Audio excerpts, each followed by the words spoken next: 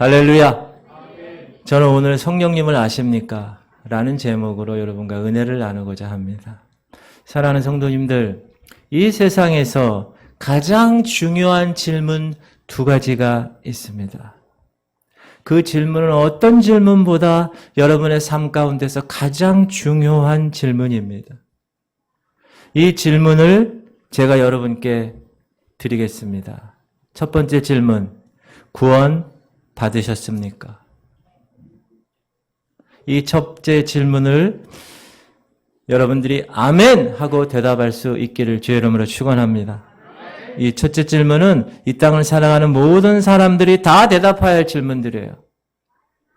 왜냐하면 우리가 사는 목적, 우리가 교회에 나오는 목적, 우리가 신앙생활하는 목적이 바로 이 구원의 문제이기 때문에 그렇다. 내가 영원한 생명의 길로 가느냐, 영원한 영벌의 길로 가느냐, 영원한 천국이냐, 영원한 지옥이냐를 결정하는 중요한 질문이기 때문에 그렇습니다.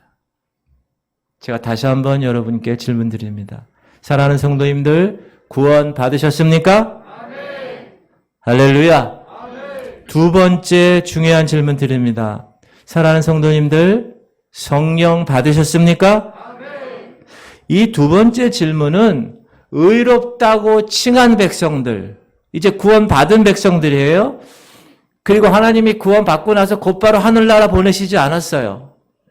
구원 받고 곧바로 하늘나라 보내면 우리는 영원한 천국에 가서 그냥 아무런 불편 없이 살면 되는 거예요. 그런데 이 땅에 살게 하셨어요. 저와 여러분을. 2022년 6월 첫째, 지금 이 시간에 이 인천에, 이 연수동에 살게 하셨다는 거예요. 이 땅에 남아서 이제 그러면 어떤 일을 우리가 해야 되는가? 구원받은 백성으로서. 이제 그 구원의 삶을 거룩의 삶으로, 성화의 삶으로 변화시키면서 내 안에 있는 모든 것들을 이제 주님이 원하시는 대로 살아가는 삶을 우리는 선택해서 살아가는 거예요. 그런데 이 거룩의 삶, 이 성화의 삶은 성령 받지 못하고 신앙생활 하는 사람들에게는 정말 힘든 삶입니다. 여러분, 성령 충만함 받지 않고 목사 노릇하는 거 얼마나 비참합니까? 성령 충만함 받지 못하고 전도사, 장로, 권사, 집사, 성도의 모습으로 이 땅에서 살아가는 부름받은 사람들의 모습 얼마나 힘들까요? 사랑하는 성도님들, 우리는 이 두 질문 앞에 반드시 대답해야 합니다. 내가 구원 받았는가? 내가 성령 받았는가? 그래서 저는 오늘 여러분들이 예수 그리스도의 십자가 사건으로 구원받은 성도임을 전제하고 죄인이지만 의롭다고 칭함받은 칭의의 백성임을 전제하고 이제 그 이후 거룩한 성화의 삶을 살아가는 하나님의 순례자로서 어떻게 살아가야 하는지, 그리고 성령님은 과연 누구고 그분의 역할은 무엇인지, 그리고 성령 충만함을 받으려면 과연 어떻게 해야 되는 것인지를 말씀드리려고 합니다. 그러므로 집중해서 들으시기 바랍니다. 왜냐하면 너무나 중요한 것이기 때문에 그래요. 그래서 저는 오늘 성령님을 먼저 아십니까? 라는 제목을 붙였어요. 3년 이상 의지하고 믿고 따랐던 제자들에게 이제 예수 그리스도 스승 그분이 이렇게 말씀하십니다. 야, 내가 이제 하늘로 떠나갈 시간이 됐어. 그러니까 그를 따르던 제자들이 다 이 말씀에 충격을 받습니다. 왜냐? 제자들의 모든 목적은 뭐였습니까? 그 스승이 생각하는 그 모든 삶의 왕국의 왕으로 기대하고 소망하고 3년 반 동안 따랐기 때문에 그렇습니다. 그분 때문에 이 제자들은 집을 버렸어요. 배를 버렸습니다. 그물을 버렸어요. 자기의 삶의 모든 터전을 다 버렸습니다. 뿐만 아니라 가족과 친구들과 친척들과 이웃들의 비난과 조소, 야, 그 목수의 아들 따르면 뭐가 나오니? 라는 비난과 조소도 아랑곳하지 않고 주님을 따랐기 때문에 그렇습니다. 그런데 이제 3년 반 동안 그 스승을 따랐는데 이제 예수님이 떠나신다는 거예요. 그러니까 제자 베드로가 이렇게 질문합니다. 주님, 어디로 가시는데요? 코바디스 도미네. 이 질문에 예수님은 황당한 대답을 하십니다. 우리 한번 읽어볼게요. 시작. 시몬 베드로가 이르되 주여 어디로 가시나이까? 예수께서 대답하시되 내가 가는 곳에 내가 지금은 따라올 수 없으나 후에는 따라오리라. 내가 가는 곳이 있는데 지금 너희들은 올 수 없어. 나중에 올 수 있단다. 그러나 동시에 이 당황해하는 제자들을 위로하시면서 또 이렇게 얘기하십니다. 16절 시작. 내가 아버지께 구하겠으니 그가 또 다른 보혜사를 너희에게 주사 영원토록 너희와 함께 있게 하리니. 예수께서는 또 다른 보혜사를 주신다고. 근데 그분이 영원토록 너희와 함께 하신다고 성령을 다른 보혜사로 부르시며 말씀하셨습니다. 이제 떠나가는 마당에 계신데 다른 보혜사, 나랑 똑같은 사역을 하고 나랑 똑같은 존재의 모습으로 너에게 있을 다른 보혜사를 주시겠다. 약속하신 거예요. 보혜사. 이 보혜사라는 말은 필요할 때 도움을 주는 조력자라는 말입니다. 항상 옆에서 위로해주고 항상 길을 인도해 주는 사람이에요. 스승 예수 그리스도를 3년 반 동안 항상 제자들 옆에서 예수님이 가르치셨고 예수님이 깨닫게 하셨고 예수님이 해야 할 일들을 알려주셨고 예수님이 갈 길을 보여주셨던 것처럼 스승 예수님과 똑같은 역할을 감당하는 다른 보혜사, another counselor, 그분이 오실 거야 라고 이야기했어요. 그런데 제자들이 그 영적인 의미를 알지 못했어요. 확실히 이해하지 못했습니다. 어안이 벙벙했어요. 그 제자들에게 예수님은 차근차근 계속 설명해 주십니다. 한번 읽어볼게요. 시작. 그는 진리의 영이라 세상은 능히 그를 받지 못하나니 이는 그를 보지도 못하고 알지도 못함이라. 그러나 너희는 그를 아나니 그는 너희와 함께 거하시며 또 너희 속에 계시겠음이라. 너희와 함께 거하시고 너희 속에 계실 건데 18절. 내가 너희를 고아와 같이 버려두지 아니하고 너희에게로 오리라. 조금 있으면 세상은 다시 나를 보지 못할 것이로되 너희는 나를 보리니 이는 내가 살아있고 너희도 살아있겠음이라. 20절. 그날에는 내가 아버지 안에 너희가 내 안에 내가 너희 안에 있는 것을 너희가 알리라. 예수께서 성령을 무슨 영이라고 그러느냐면 진리의 영이라. 그는 진리의 영이라 부르셨어요.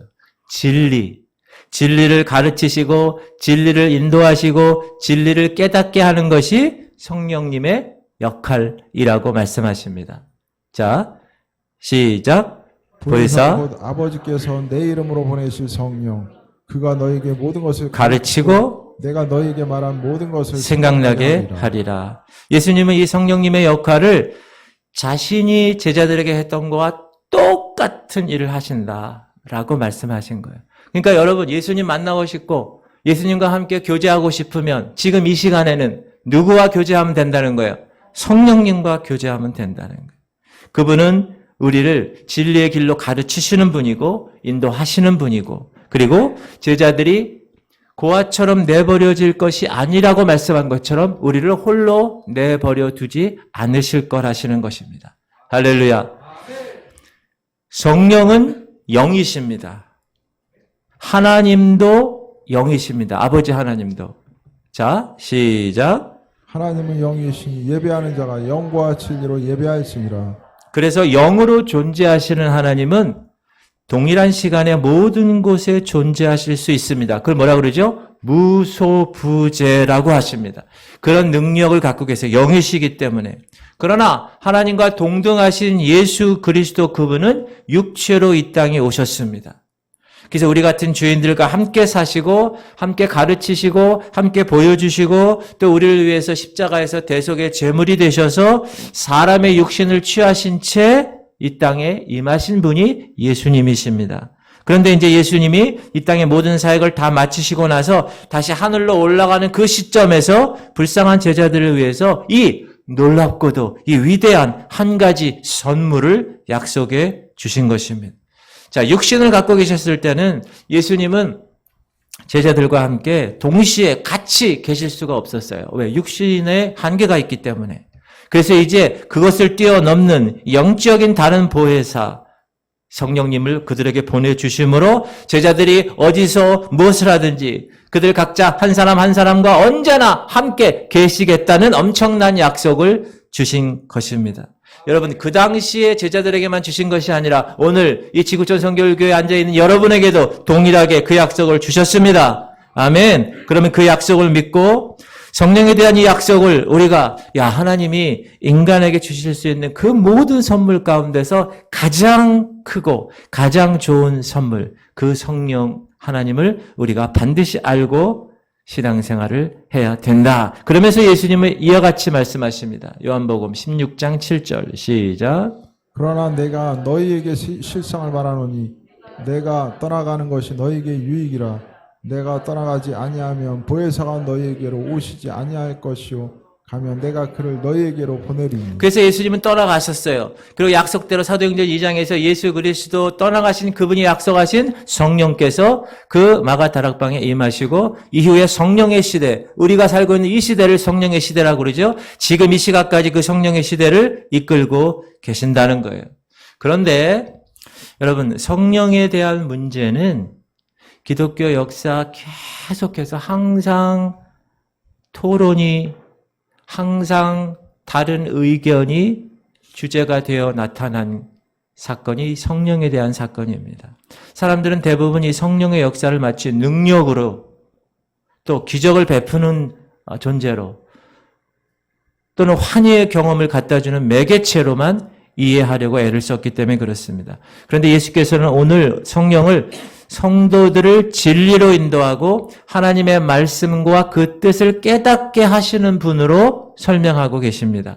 다시 한번 시작. 명절 끝날 곧 큰 날에 예수께서 서서 외쳐 이르시되 누구든지 목마르려거든 내게로 와서 마시라.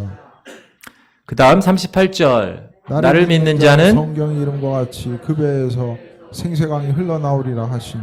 39절. 이는 그를 믿는 자들이 받을 성령을 가리켜 말씀하신 것이라. 예수께서 아직 영광을 받지 않으셨으므로 성령이 아직 그들에게 계시지 아니하시더라. 이렇게 얘기할 때는 예수님이 십자가에서 달려 돌아가시지 아직 않은 상태입니다.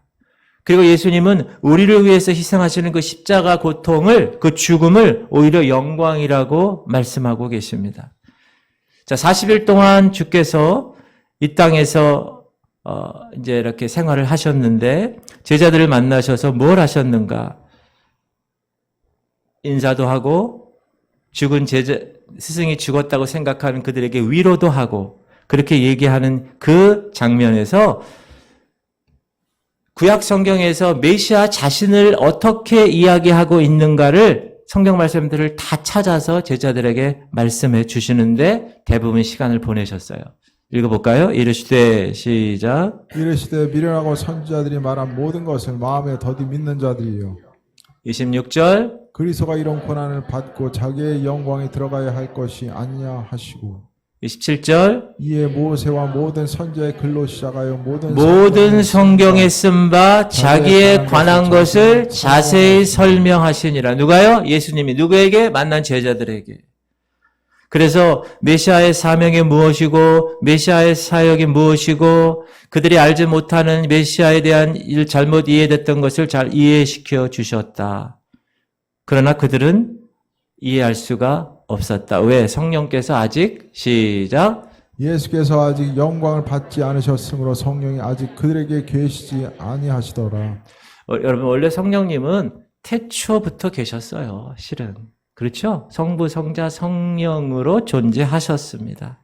창세기 1장 1절에 여러분 대체 하나님이 천지를 창조하시니라 땅이 혼돈하고 공허하며 흑암이 깊음이 있고 하나님의 신은 수면에 운행하시라. 거기 하나님의 신이 성령님이세요.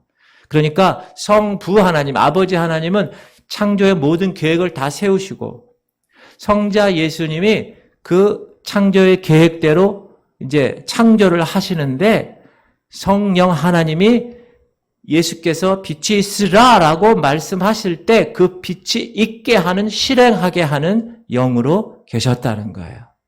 자, 그러면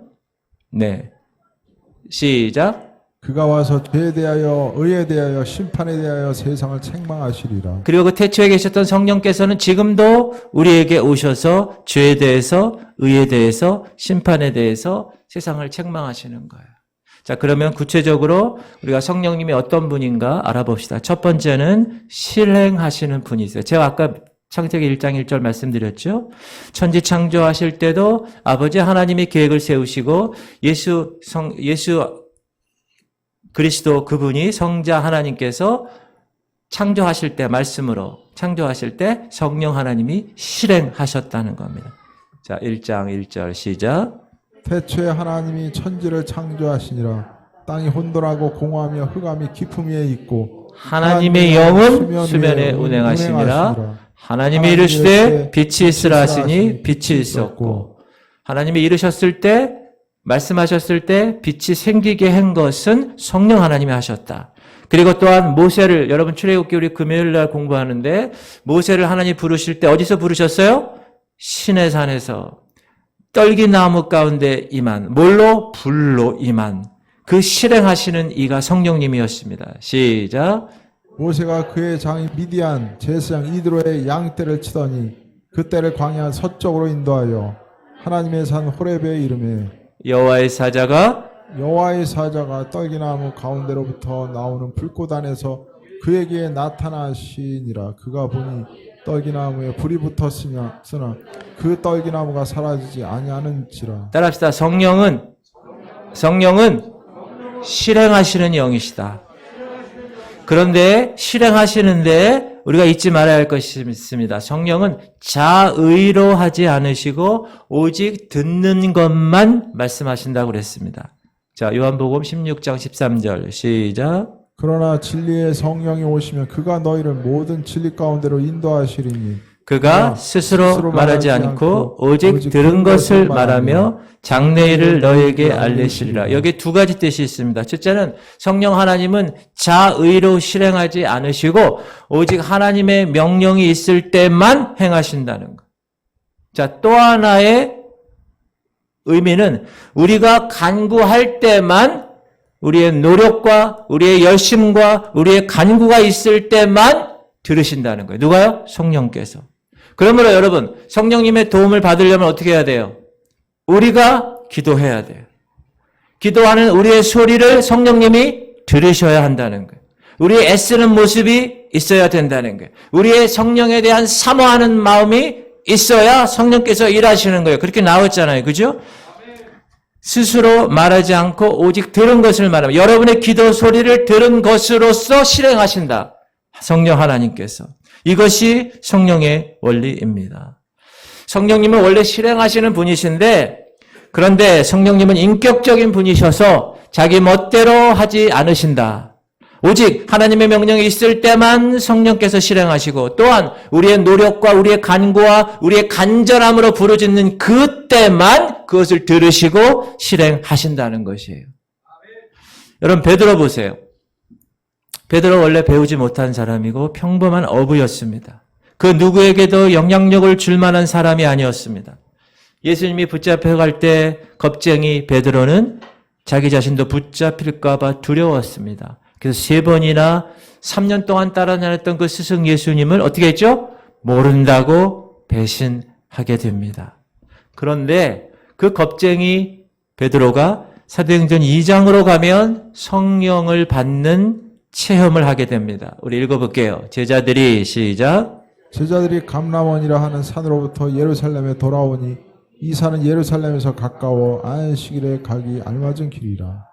들어가 그들이 유하는 다락방으로 올라가니 베드로, 요한, 야고보, 안드레와 빌립, 도마와 바돌로메, 마테와 및 알페와 아들 야고보, 셀로딘 시몬, 야고보의 아들 유다가 다 거기 있어. 12제자 얘기한 거죠. 그 다음에 여자들과 예수의 어머니 마리아와 예수의 아우들과 더불어 마음을 같이 12제자만 있는 게 아니라 여자들도 있었고 예수의 어머님도 있었고 예수의 동생들도 있었고 마음과 같이 하여서 오로지 뭐에 힘썼다고요? 기도에. 왜 기도에 힘썼죠? 성령 오기를 기다린 거예요. 왜요? 성령님은 실행하시는 영인데 들은 대로 실행하시기 때문에 여러분의 간구가 필요했다는 거예요. 그래서 사도행전 2장 가면 시작. 오순절 날이 이미 이름에 그들이 다 같이 한 곳에 모였더니 후련히 하늘로부터 긍하고 바람 갑판 같은 소리가 있어 그들이 앉은 온 집에 가득하며 급하고 강한 바람소리 같은, 그리고 3절 마치 불의 엿처럼 갈라지는 것들이 그들에게 보여 각 사람이 하나씩 임하여 있더니 4절 그들이 다 성령의 충만함을 받고 성령이 말하게 하심을 따라 다른 언어들로 말하기를 시작하니라. 그 겁쟁이였던 베드로가 이제 이 마가 다락방에서 성령을 경험합니다. 성령 충만함을 받습니다. 그 후에 실행하시는 그 성령 충만함을 받은 후에 베드로는 더 이상 겁쟁이가 아니었어요. 목숨이 아깝지 않은 대범한 하나님의 제자가 되었습니다. 그것뿐만 아니라 실행하시는 성령 충만함을 받은 후에 베드로는 복음을 외쳤을 때 하루 3,000명이 주님 앞에 돌아옵니다. 병든 자를 고쳤고 앉은 뱅을 일으켰고 죽은 자를 살렸어요. 죽은 자까지 살렸어요. 여러분, 예수님처럼 했다는 거예요. 예수님도 죽은 자를 살렸는데 베드로는 사람인데도 죽은 자를 살렸다는 거예요. 그러면 어떻게 베드로가 이런 놀라운 일을 할 수 있었을까요? 그것은 성령께서 실행하게 하신 겁니다. 성령 받은 이후 베드로는 어느 곳에 가든 살아계신 하나님을 보여주는 능력의 제자가 되었습니다. 어떻게 그런 일이 일어났을까요? 실행하시는 성령께서 베드로에게 임했기 때문에 그렇습니다. 읽어볼까요? 시작. 그 말을 듣는 사람들은 세례를 받음에 이날의 신도의 수가 3,000이나 더. 하나님 말씀을 받고 변화되어서 세례받은 사람이 하루에 3,000명이 되었다. 그리고 베드로가 이르되 은과 금은 내게 없거니와 내게 있는 이것을 내게 주노니 나사렛 예수 그리스도의 이름으로 일어나 걸으라 하고. 미문에 앉은 안전뱅이를 어떻게 해요? 명령했더니, 예수의 이름으로 명령했더니 일어났다는 거예요. 9장 40절. 베드로가 사람을 다 보내고 무릎을 꿇고 기도하고 돌이켜 시체를 향하여 이르되 다비다야 일어나라 하니 그가 눈을 떠 베드로를 보고 일어나 앉는지라. 여제자 다비다를 죽었어요. 그런데 살렸다는 거예요. 누가? 베드로가. 왜요? 성령 받은 후에 실행하시는 성령께서 역사하셨으니까. 그래서 예수께서 십자가에 죽으시고 3일 만에 부활하시고 하늘로 승천하기 바로 전에 이 모든 복음의 사역을 제자들에게 맡기시면서 예수님은 이렇게 말씀하십니다. 시작. 볼지어다 내가 내 아버지께서 약속하신 것을 너희에게 보내리니 너희는 위로부터 능력으로 입혀질 때까지 이 성에 머물러 계시니라. 바로 이 위로부터의 능력, 곧 실행하시는 성령 하나님을 받아야 된다라고 이야기합니다. 사도 바울은 로마서 8장에서 이렇게 얘기합니다. 시작. 만일 너희 속에 하나님의 영이 거하시면 너희가 육신에 있지 아니하고 영에 있나니 누구든지 그리스도의 영이 없으면 그리스도의 사람이 아니라. 또 그리스도께서 너희 안에 계시면 몸은 죄로 말미암아 죽은 것이나 영은 의로 말미암아 살아있는 것이니라. 예수를 죽은 자 가운데서 살리신 이의 영이 너희 안에 거하시면 그리스도 예수를 죽은 자 가운데서 살리신 이가 너희 안에 거하시는 그의 영으로 말미암아 너희 죽을 몸도 살리시리라. 우리 성도들 안에 실행하시는 성령 하나님이 계시지 아니하면 우리는 더 이상 성도가 아니라는 거예요. 실행하시는 성령 하나님이 우리 안에 거하면 우리의 죽을 몸도 살아날 것이다. 할렐루야. 이 말이 무슨 말인가요? 우리가 이제 말세에 주님 오시는 날 이미 죽은 사람은 어떻게 돼요? 실행하시는 성령님으로 인하여 모두 살아날 것이라는 거예요. 너희의 죽을 몸도 살리시리라. 근데 만약 주님 다시 오시는 날 우리가 살아있다면 실행하시는 성령님으로 인해서 우리는 부활체로 곧바로 변해 순식간에 변하여 공중으로 들림 받는다는 말입니다. 여러분 그걸 믿으십니까? 데살로니가전서 시작. 주께서 호령과 천사장의 소리와 하나님의 나팔 소리로 친히 하늘로부터 강림하시리니 그리스도 안에서 죽은 자들이 먼저 일어나고. 17절. 그 후에 우리 살아남은 자들도 그들과 함께 구름 속으로 끌어올려 공중에서 주를 영접하게 하시리니 그리하여 우리가 항상 주와 함께 있으리라. 할렐루야. 성령님은 실행하시는 분이십니다. 성령님은 인격적이셔서 자기 멋대로 하지 않으세요. 우리가 하나님께, 성령 하나님께 열심으로 구하고 사모하고 간구할 때 그것을 들으시고 실행하신다는 겁니다.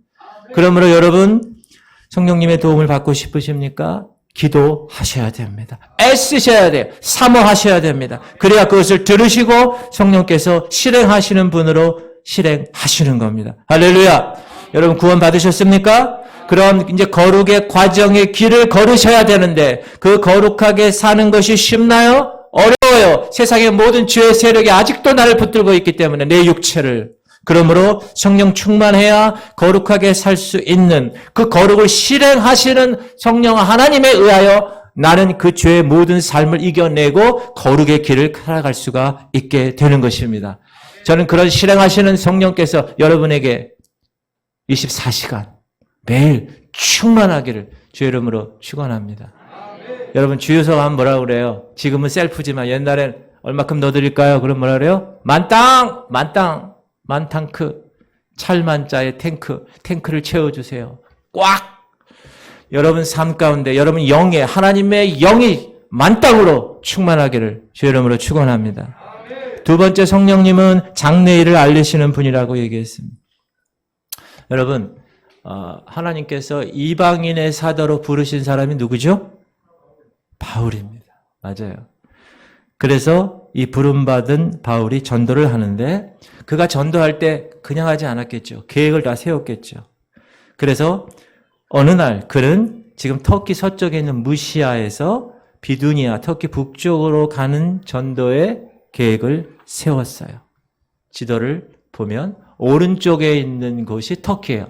왼쪽에 있는 것이 그리스예요. 마게도니아. 그래서 오른쪽으로 이제 무시아를 통해서 비두니아 쪽으로 전도하려고 그랬는데 이상하게 마음이 한없이 무거워요. 왠지 이상합니다. 자, 사도 바울의 마음을 무겁게 한 분이 누굴까요? 성령 하나님이신 거예요. 읽어봅시다. 시작. 성령이 아시아에서 말씀을 전하지 못하게 하시거늘 그들이 브로기아와 갈대아 땅으로 다녀가 누가 말씀 전하기 못하게 했다고요? 성령이. 그 다음 7절.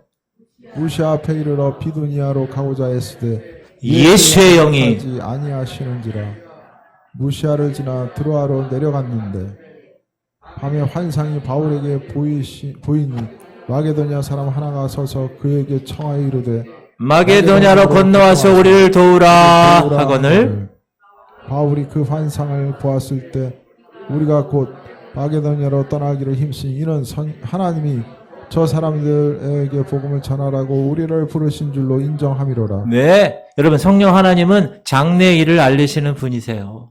그래서 바울이 잠을 자는데 성령께서 마게도냐 사람으로 와서 도우라 요청을 하시는 거예요.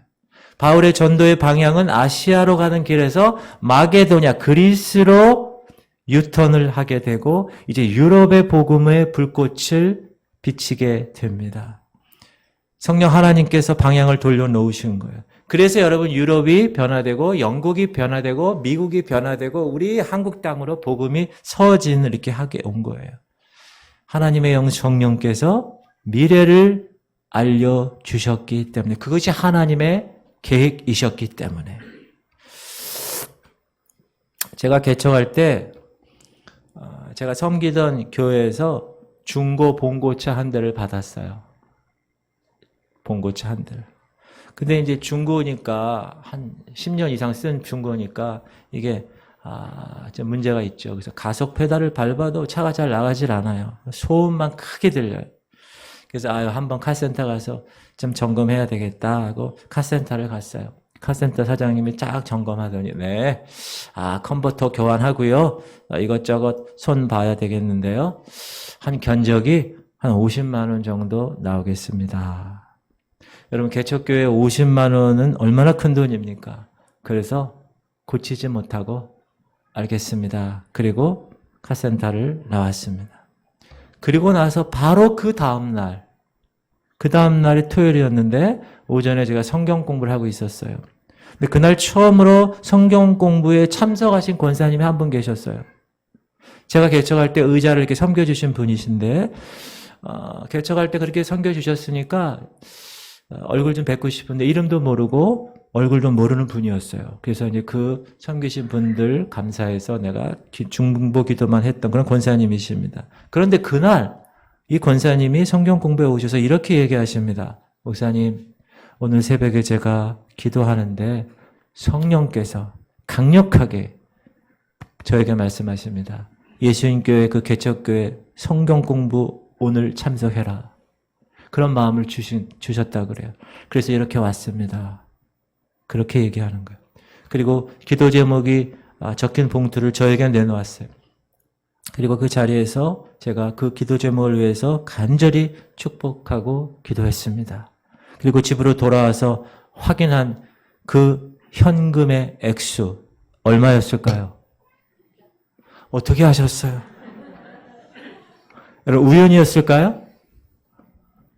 저는 우연이라고 생각하지 않습니다. 여러분, 하나님 백성들의 모든 삶은 우연이 없습니다. 참새 한 마리도 한 아사리온에 한 5,000원 되는 거예요. 한 아사리온은. 참새 한 마리도 5,000원에 팔리는 걸 하나님 다 아신다고 주관하신다고 그러셨어요.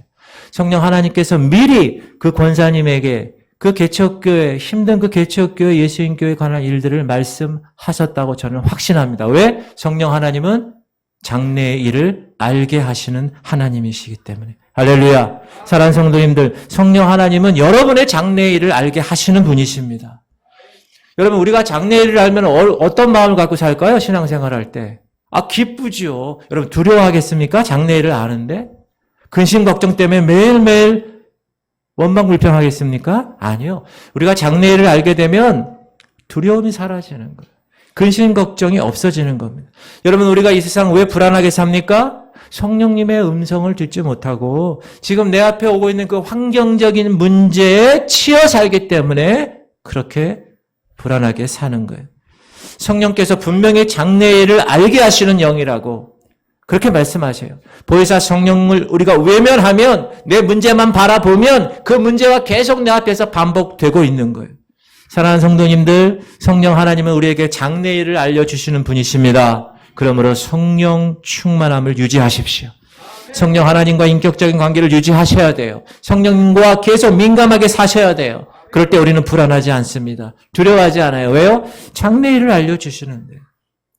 그래서 이 땅에서의 성화의 과정에 이 모든 일들을 성령께서 알려주심으로 우리는 매일매일 승리의 발걸음으로 나아갈 수가 있는 것입니다. 할렐루야. 그런 성도님들 되시기를 주의 이름으로 축원합니다. 세 번째, 성령님은 보혜사라고 말씀하세요. 보혜사, 지킬 보자, 은혜의 자, 스승사자. 우리를 지키시고 우리에게 은혜를 베푸시는 분이에요. 우리를 상담해 주시고 우리를 위로해 주시고 우리를 하나님께 탄원해 주시고 우리를 도와주시는 헬퍼로서 성령 하나님께서 존재하고 계신다는 거예요. 읽어볼까요? 내가 시작. 내가 아버지께 구하겠으니 그가 또 다른 보혜사 를 너희에게 주사 영원토록 너희와 함께 있게 하리니. 여러분, 우리가 힘들고 어려우면 어떻게 해요? 상담하잖아요. 요즘은 돈 내고 상담하잖아요. 전문 상담가에게. 성령님은 another counselor예요. 또 다른 상담자라는 거예요. 여러분, 성령님께 모든 걸 맡기시기 바랍니다. 그 다음에 26절 시작. 보혜사 곧 아버지께서 내 이름으로 보내실 성령 그가 너희에게 모든 것을 가르치고 내가 너희에게 말한 모든 것을 생각나게 하시는 거예요.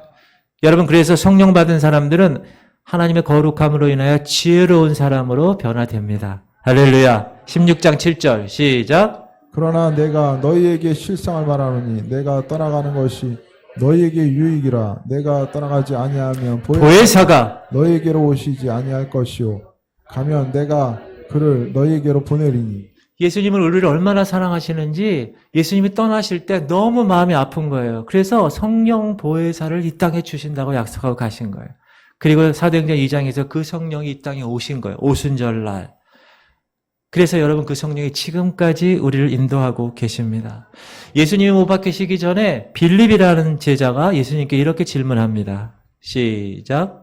빌립이 이르되 주여 아버지를 우리에게 보여주옵소서. 그리하면 족하겠나이다. 그런데 예수님은 대답을 이렇게 하십니다. 시작. 내가 아버지께 구하겠으니 그가 또 다른 보혜사를 너희에게 주사 영원토록 너희와 함께 있게 하리니. 그는 진리의 영이라 세상은 능히 그를 받지 못하나니 이는 그를 보지도 못하고 알지도 못함이라. 그러나 너희는 그를 아나니 그는 너희와 함께 거하시며 또 너희 속에 계시겠습니다. 지금 제자 빌립의 질문은 뭐예요? 하나님을 보여달라고 그랬는데 예수님의 대답은 뭐예요? 다른 보혜사를 주시겠다는 거예요. 왜 그렇게 얘기하셨을까요?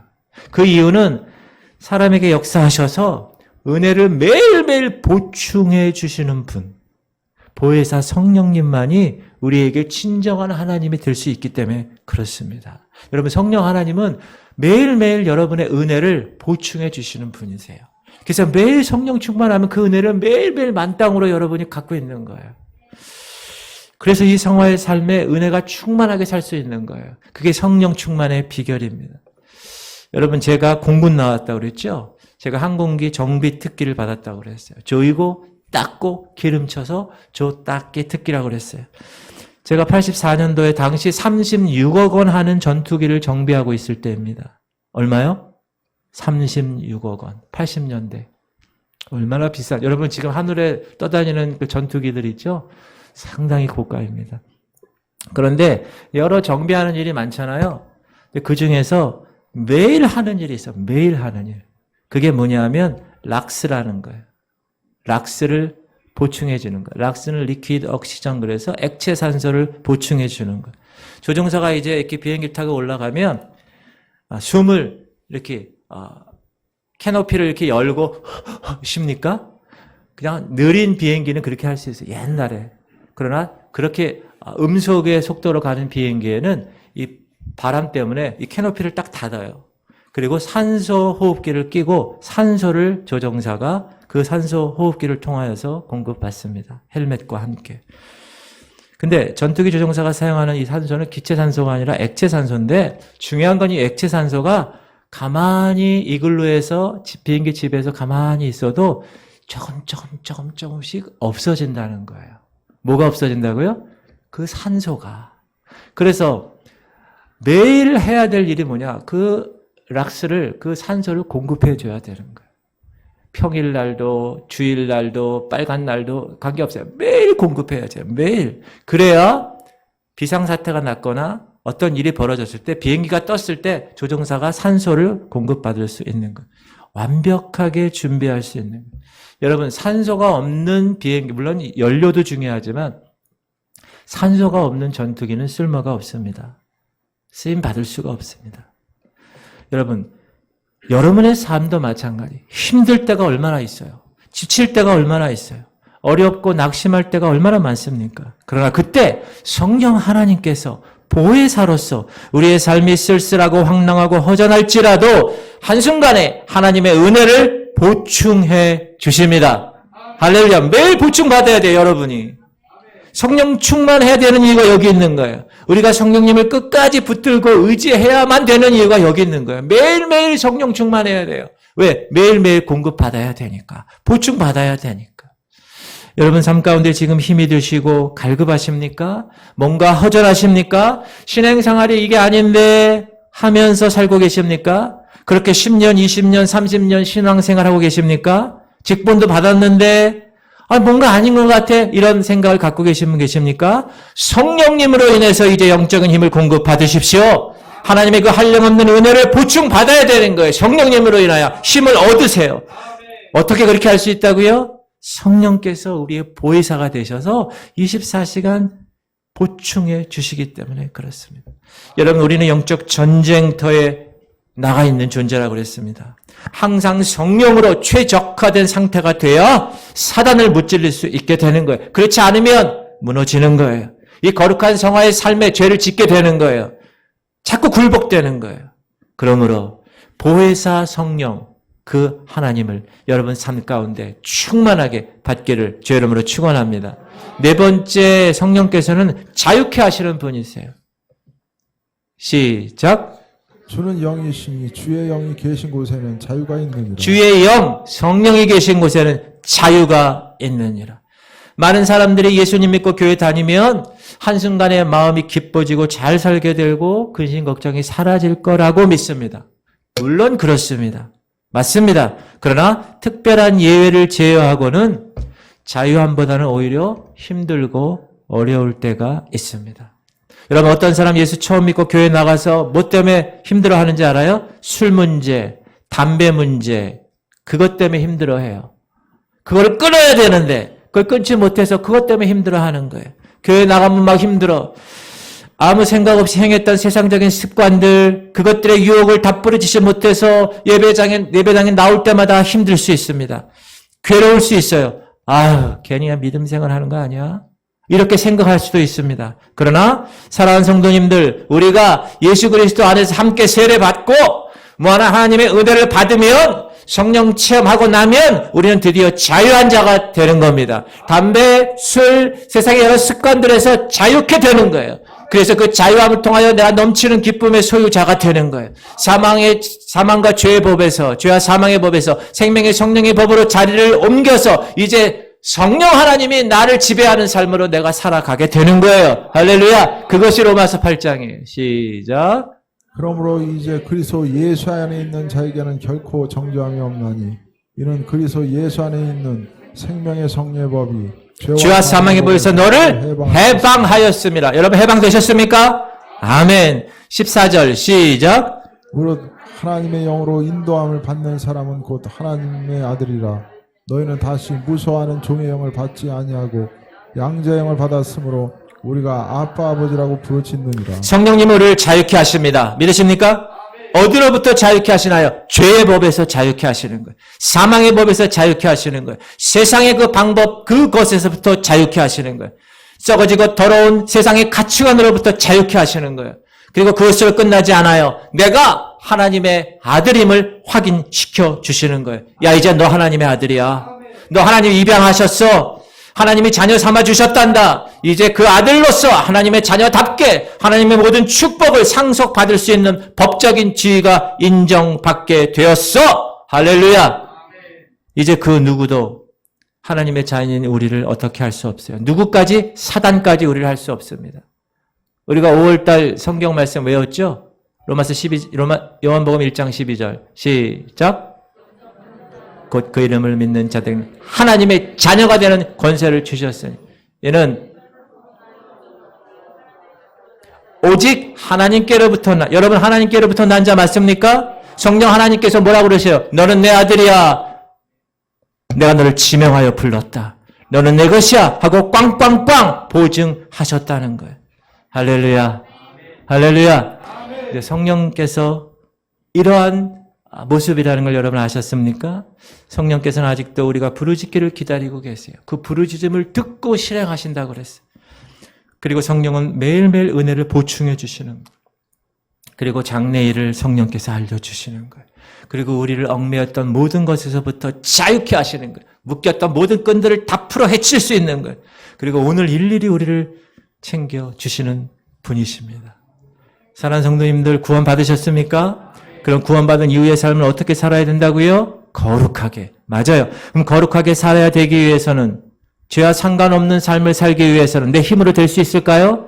힘들어요. 죄의 세력이 얼마나 강한지. 여러분 죄가 얼마나 강한 건지 제가 말씀드렸죠. 금요일날. 죄 문제가 얼마나 강한 건지 그거는 3년 공부해서 학교에서 공부해서 졸업하면 그 문제가 해결되느냐? 그렇지 않습니다. 내가 돈을 몇 억 버느냐? 그것으로 되지 않아요. 내가 그걸 살 수 있느냐? 살 수도 없어요. 그 죄에 대한 문제는 어떻게 해결할 수 있느냐? 오직 하나님이신 그분이 사람이 되셔서 십자가에서 목숨을 준 대가로만 그 죄의 문제가 해결할 수 있다라는 거예요. 그만큼 죄의 문제가 심각하다는 거예요. 그러면 우리가 이제 구원받고 나서 이 거룩한 삶을 살아갈 때 그 죄의 문제가 가볍게 보일까요? 그렇지 않아요. 목사도 넘어집니다. 여러 정말 하나님의 백성, 하나님의 리더십들 넘어지는 걸 많이 봤습니다. 왜 그럴까요? 죄의 세력이 그만큼 강하다는 거예요. 그러므로 매일매일 그 죄의 세력을 닿게 부실 수 있는 자유케 하시는 그 성령 하나님, 그 성령 하나님이 도와주셔야 성령 충만함을 매일매일 내가 보충받아야 우리는 이 거룩의 길을 걸어갈 수가 있는 것입니다. 할렐루야. 그러면 이제 이렇게 질문할 수 있어요. 목사님, 그러면 성령을 어떻게 받습니까? 네. 여러분 성령을 어떻게 받죠? 그건 다음 주일에 말씀드리겠습니다. 할렐루야. 할렐루야.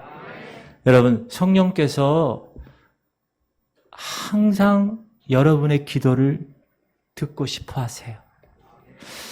오순절날 성경학자들이 계산했어요. 예수님 부활하고 나서 40일 동안 여기 계시고, 그렇죠? 그리고 예수님이 3일 동안 지옥 갔다 오셨잖아요. 음부에. 그리고 그러면 며칠이 남아요?